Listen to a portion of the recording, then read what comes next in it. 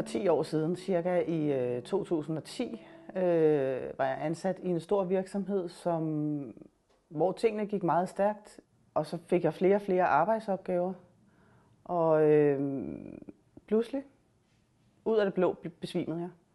Lige op til, at jeg blev sygemeldt, så oplevede jeg, at jeg rystede på hænderne og kunne ikke forstå, hvad det var. Min stress påvirkede mit liv ved at jeg kunne ikke lave mad med mine børn mere.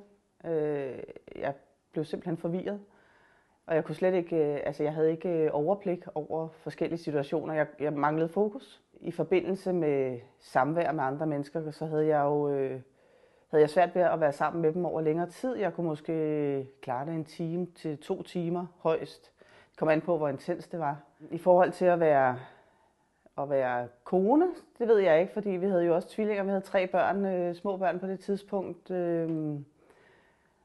Så tror jeg bare, at jeg har været helt umulig. Jeg har været helt enormt heldig med en god mand, der havde stor tålmodighed. Jeg gik med mine symptomer i 6 måneder, tænker jeg sådan cirka. For det er lidt svært at sige, da jeg pludselig opdager, at jeg ryster på hænderne, og jeg bliver svimmel. Så det vil jeg tro. Der kom jeg ikke tilbage igen. Jeg troede, jeg ville komme tilbage, men jeg fik et forløb med diarré og svimmelhed og hovedpine og mange ting. Derefter så kom jeg så i et kursusforløb hos Rikke Ager. Og det har virkelig hjulpet mig. Jeg fik en masse redskaber, som jeg havde rigtig god brug af, og som jeg faktisk her 10 år efter stadigvæk bruger. Jeg lærte absolut at holde fokus ved at trække vejret dybt, ved at mærke mig selv, ved at lære at tage nogle pauser i løbet af dagen, så jeg kunne mærke mig selv.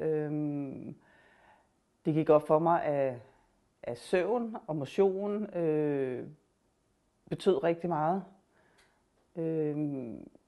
Det var jeg slet ikke klar over. Det er vigtigt, at man mærker efter, hvordan man har det, og lærer at leve med det, fordi det forsvinder, symptomerne forsvinder ikke. Jeg tror egentlig, jeg måske har haft dem også mange år før. Jeg tror, vi alle sammen skal være bedre til at lytte efter, hvad vi vil. Lære os selv at kende, lære at leve med de symptomer og virkelig gøre en indsats for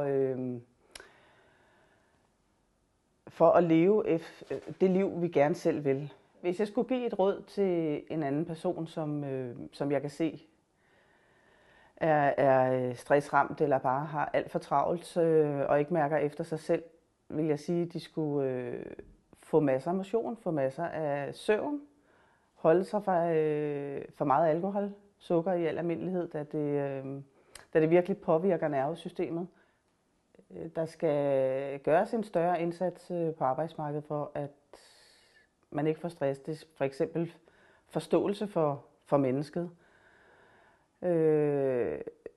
Hør efter, når folk siger fra over for arbejdsopgaver, eller bagtaleri, eller hvad der kunne påvirke ens nervesystem. I dag, så 10 år efter, har jeg lært at leve på en anden måde, som jeg føler er meget bedre og meget mere nærværende i det her liv. Gaven af livet.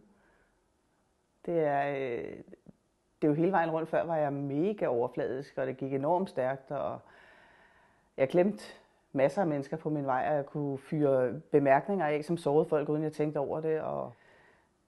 Men jeg er da meget mere i mig selv, og meget mere nærværende, og det er da i sig selv en gave til alle, tænker jeg.